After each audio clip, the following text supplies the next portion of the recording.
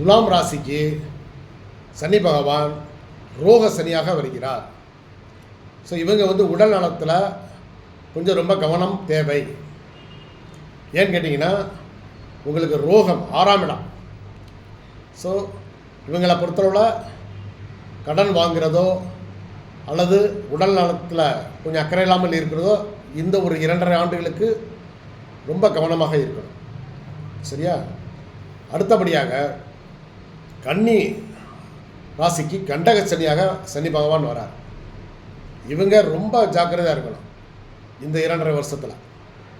ஏன்னா உயிருக்கு ஆபத்து விளைவிக்கக்கூடிய கண்டங்கள் ஏற்பட வாய்ப்பு இருக்குது.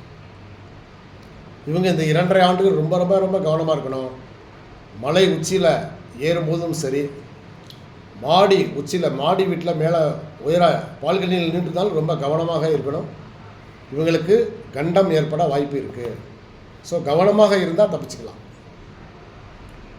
அடுத்தபடியாக சிம்ம ராசிக்கு சனி பகவான் அஷ்டம சனியாக வரார். அஷ்டம சனி என்பது மிக மிக மிக மோசமான ஒரு காலகட்டம்.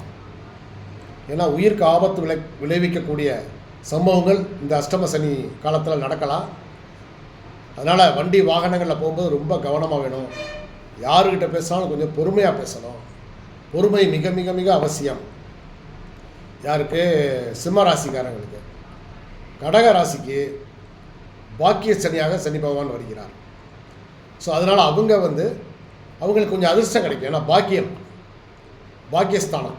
ஸோ பாக்கிய சனியாக சனி பகவான் வர்றதுனால அவங்க இது வரைக்கும் செய்த முயற்சியில் ஏதாவது நடக்காமல் இருந்துச்சுன்னா அது வேகமாக நடக்கும். இந்த ஒரு 2.5 ஆண்டுகள் அவங்களுக்கு நல்லா யோகம் இருக்கும், யோகம் கிடைக்கும். அடுத்து மிதுன ராசிக்காரர்களுக்கு கர்மச்சனியாக வருகிறார். ஸோ சனி பகவான் 10ஆம் இடத்துக்கு வர்றதுனால தொழில் வியாபாரம், தொழில்காரனே சனி பகவான் தான். அதனால் தொழில் வியாபாரம் இது வரைக்கும் கொஞ்சம் சுமாராக இருந்தாலும் இப்போ இனிமேல் கொஞ்சம் நல்லா நடக்கும். சனி பகவான் உங்களுக்கு அந்த அருளாசிகளை செய்வார்.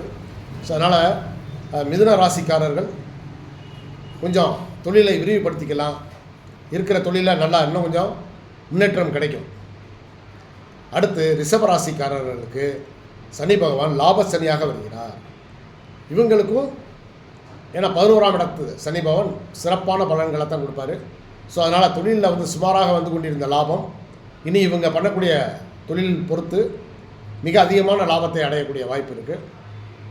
அடுத்தபடியாக 12ஆம் இடத்திற்கு விரயச்சனி சனி பகவான் மேச ராசிக்கு விரயச்சனி, சிரசு சனி அப்படியாகவும் வர்றாரு. ஸோ விரயச்சனி வர்றதுனால இவங்களுக்கு பண வரவு வந்தாலும் அதுக்கு தகுந்த மாதிரி பல மடங்கு செலவு. உதாரணமாக 100 ரூபா சம்பாரிச்சாங்கன்னா 150 ரூபா செலவு வரும். ஸோ சிக்கனமாக இருக்கணும், ரொம்ப கவனமாக இருக்கணும். இந்த பணத்தை கொஞ்சம் கொஞ்சம் என்ன செய்கிறதுனா ஒரு ஏழை எளிய மக்களுக்கு கொஞ்சம் தானம் தர்மம் பண்ணால் கொஞ்சம் இவங்க தப்பிச்சுவாங்க. கொஞ்சம் வர்ற பணம் நிற்கும். இல்லைன்னா வரவை விட இவங்களுக்கு செலவுகள் அதிகமாகும்.